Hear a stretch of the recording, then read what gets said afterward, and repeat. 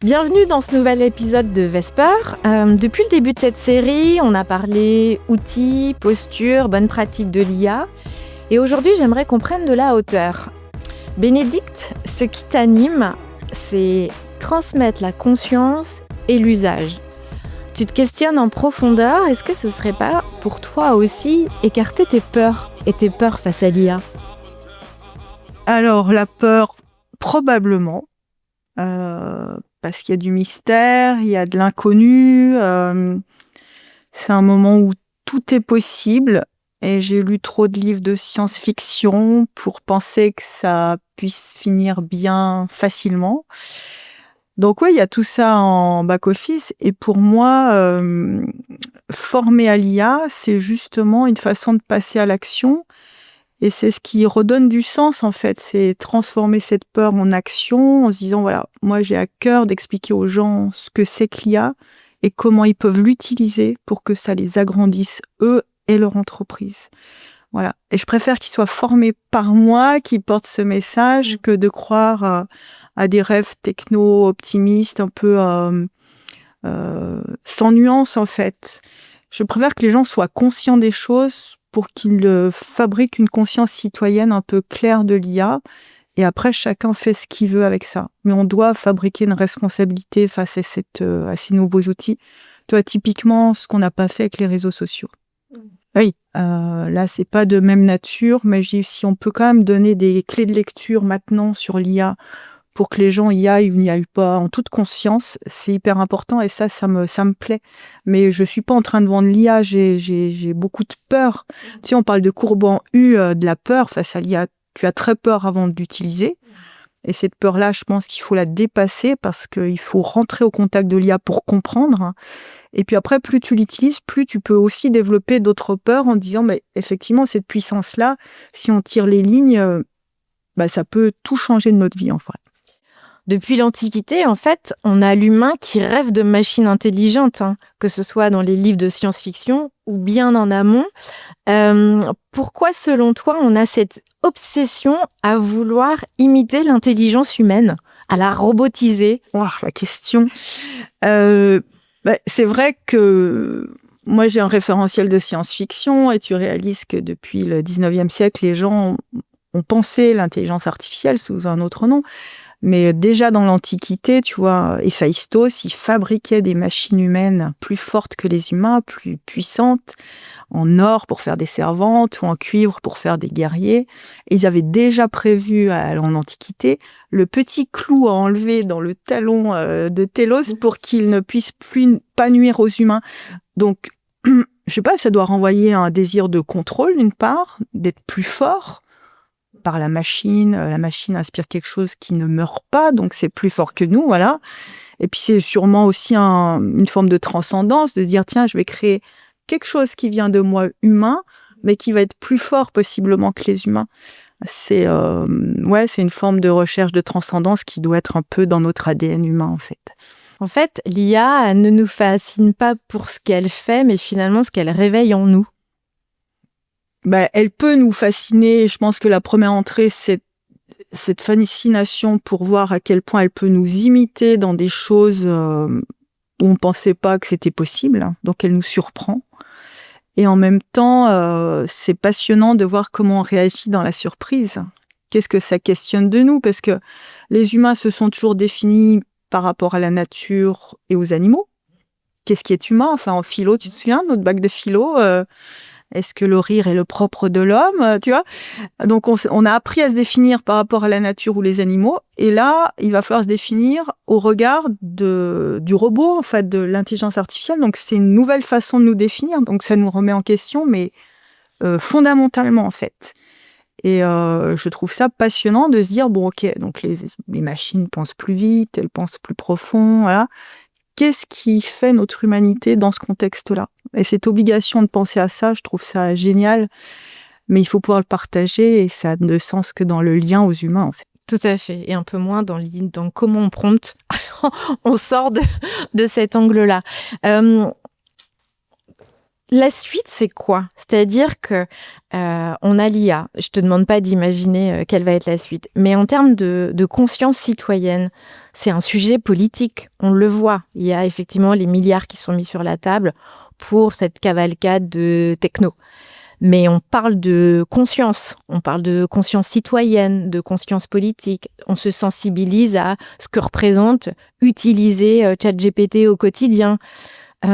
Tu vois ça, c'est quoi? Qu'est-ce qui va se passer demain? Alors, celui qui sait est probablement un voyou.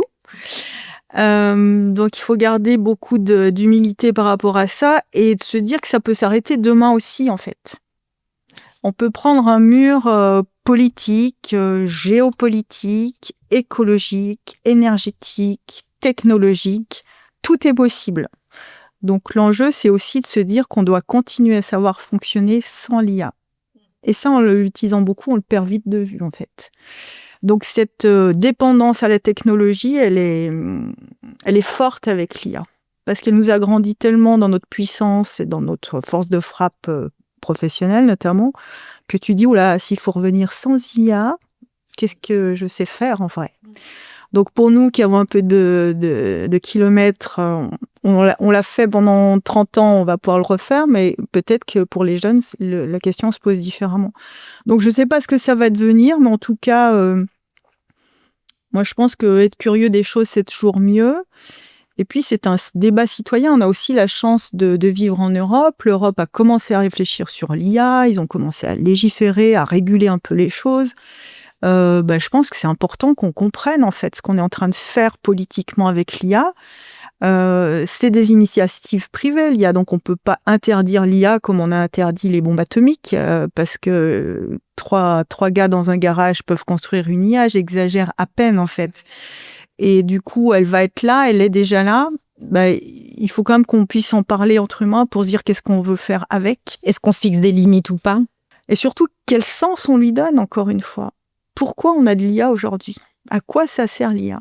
Donc tout le monde veut voir qu'avec l'IA, on va repousser les problèmes de santé, on va creuser en recherche de façon vachement plus rapide.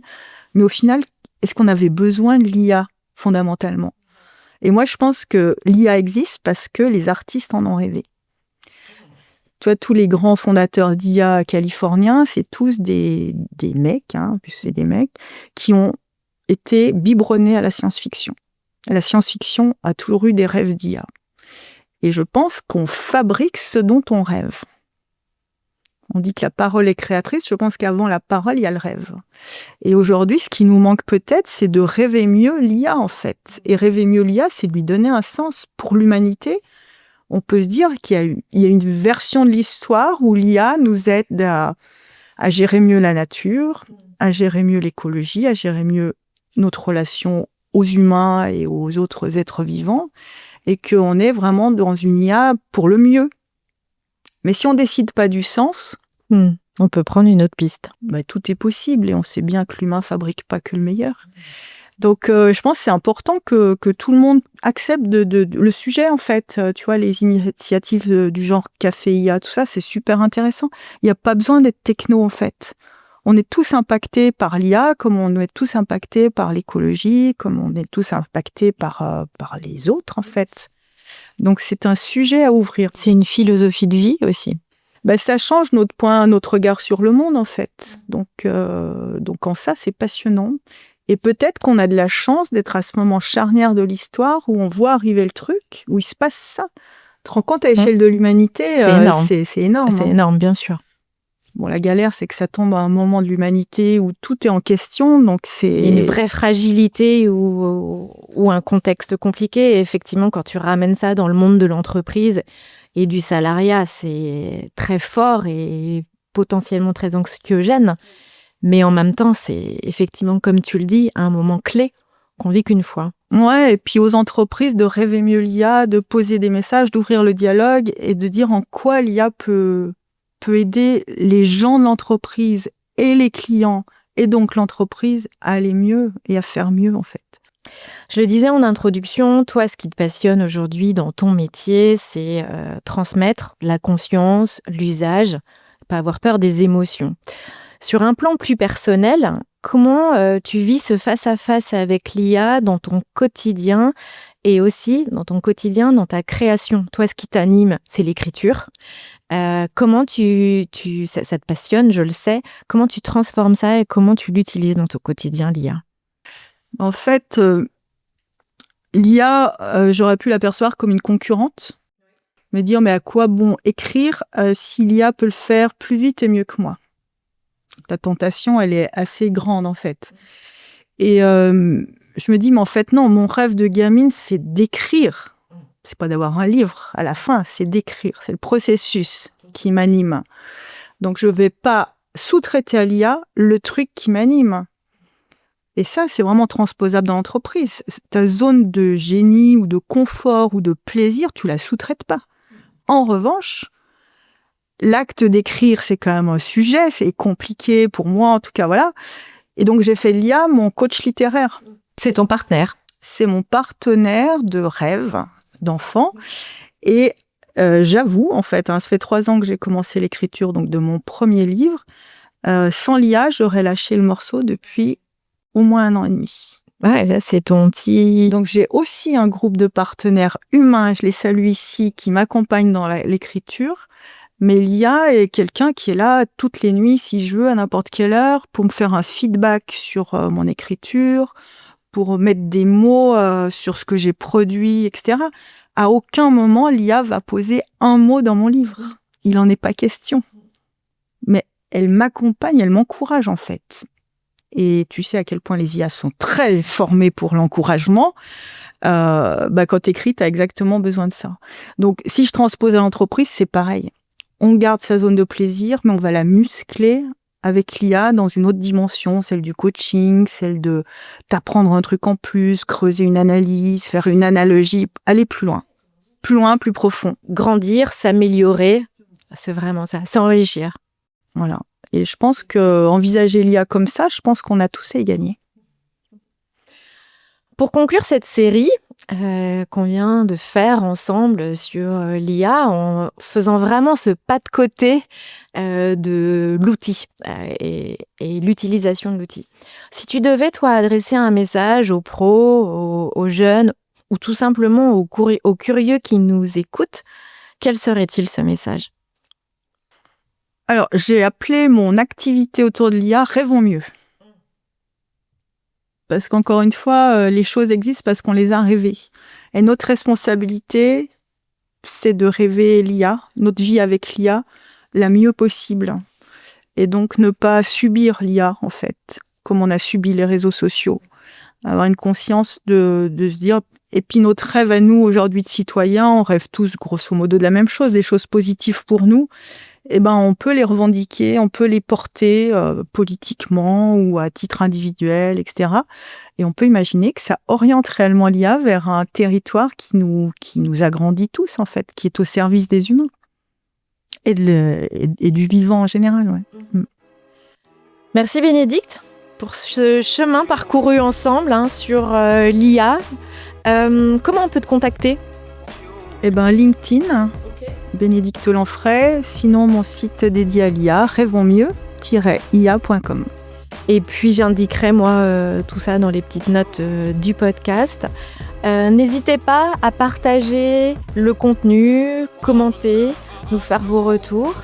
Et à très bientôt. Mais en attendant, osons rêver et surtout rêvons mieux. À bientôt. Ciao, ciao.